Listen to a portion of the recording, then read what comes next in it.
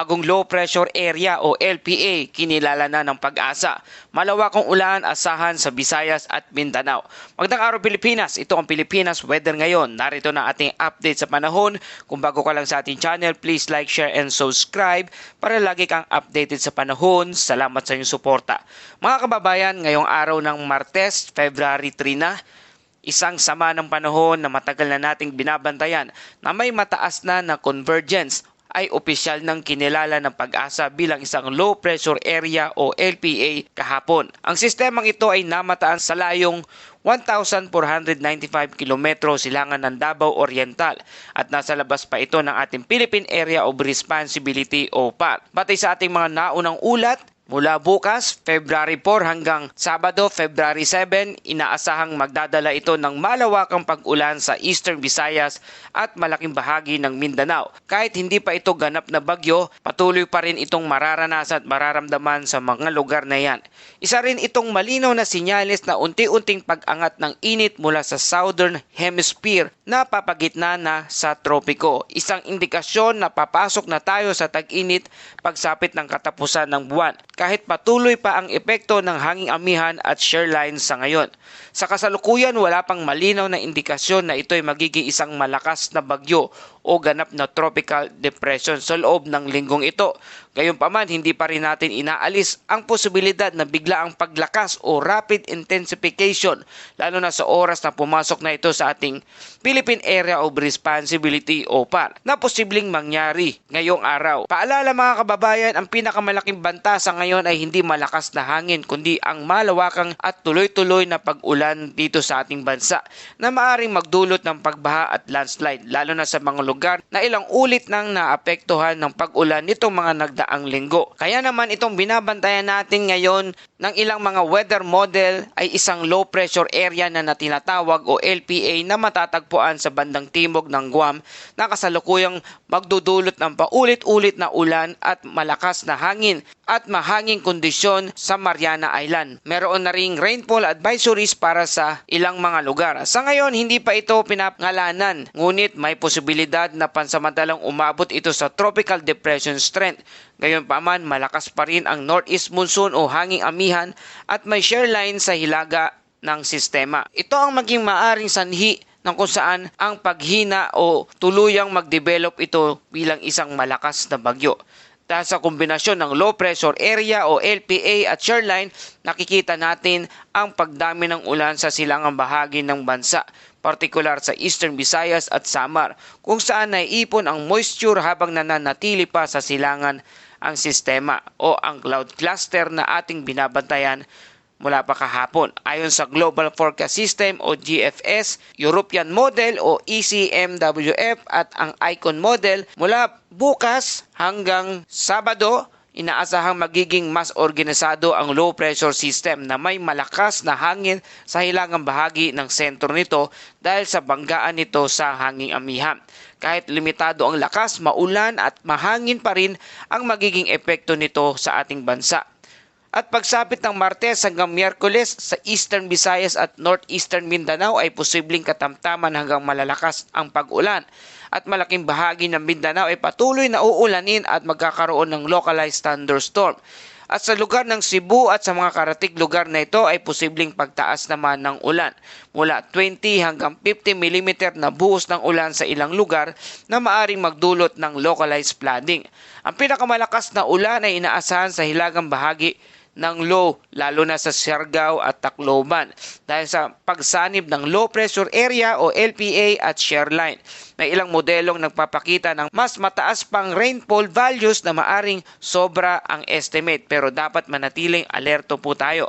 Ito mga posibleng epekto dito sa ating bansa, ang localized flooding, mga alon na karagatan at posibleng kanselasyon ng biyahe ng ferry at posibleng flight delays lalo na sa silangan at timog ng ating bansa.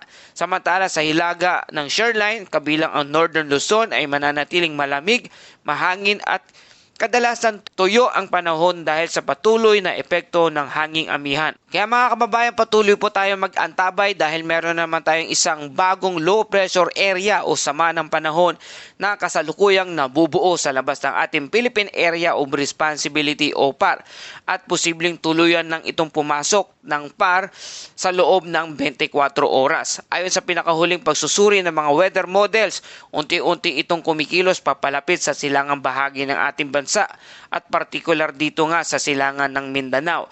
Dahil sa mainit na ang karagatan at sapat na ang moisture sa paligid nito, tumataas na rin ang tsansa na ito'y lumakas at maging isang bagyo sa mga susunod na araw.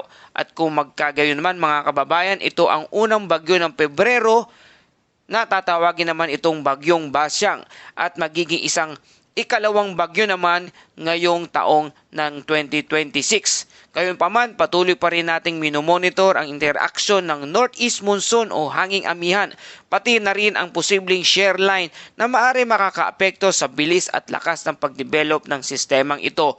Kahit hindi pa ganap na bagyo, inaasahan na ang malawakang pag-ulan at pangunahing magiging epekto nito sa ating bansa.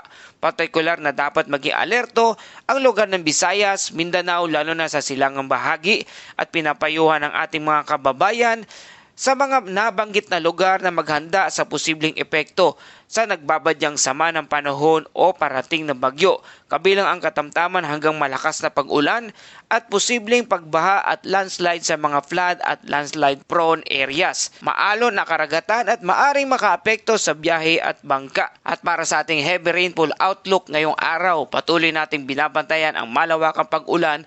Dulot ito ng shear line na kasalukuyang nakakaapekto sa silangang bahagi ng ating bansa. Batay sa pinakahuling rainfall outlook, inaasahan ang katamtaman hanggang malakas na ulan mula ngayong gabi hanggang bukas. Inaasahan na makakaranas ng 50 to 100 mm na buhos ng ulan sa Samar, Eastern Samar, Biliran, Leyte, Southern Leyte at Dinagat Island. Sa mga lugar na ito, mas mataas pa ang posibilidad ng mas matinding pag-ulan, lalo na sa mga bulubundukin at elevated areas kung saan mas madaling naiipon ang moisture mula sa dagat dulot ng shear line. At babala na posibleng epekto dahil sa mga may lugar na nakakaranas na ng ulan sa mga nagdaang araw ay posibleng lumala pa ang epekto ng kasalukuyang pag-ulan dahil sa tinatawag nating antecedent rainfall o naunang pagbuhos ng ulan. Mga posibleng panganib ay biglaang pagbaha sa mga mababang lugar, pagguho ng lupa sa matatarik at bulubunduking lugar, pag-apaw ng ilog at sapa at pagkaantala ng biyahe sa lupa at sa dagat. Paalala sa lahat, pinapayuhan ng mga residente sa mga nabanggit na lugar na maging alerto sa mga anunsyo ng inyong local government o LGU. Iwasan ang pagtawid sa baha at sa mga rumaragasang tubig at maghanda para sa posibleng evacuation kung kinakailangan. Habang nagpapatuloy ang shear line, asahan ng paiba-ibang lakas ng ulan, kaya mahalagang huwag maging kampante kahit pansamantalang tumitila ang ulan. Patuloy natin binabantayan ang sitwasyon at nagbibigay po tayo ng mga update sa mga susunod na oras. At dumako naman tayo sa ating Bible verse of the day mula sa Salmo 27 verse 1. Ang Panginoon ang aking ilaw at tagapagligtas. Sino ang aking katatakutan? Siya ang nagtatanggol sa akin, kaya wala akong dapat katakutan.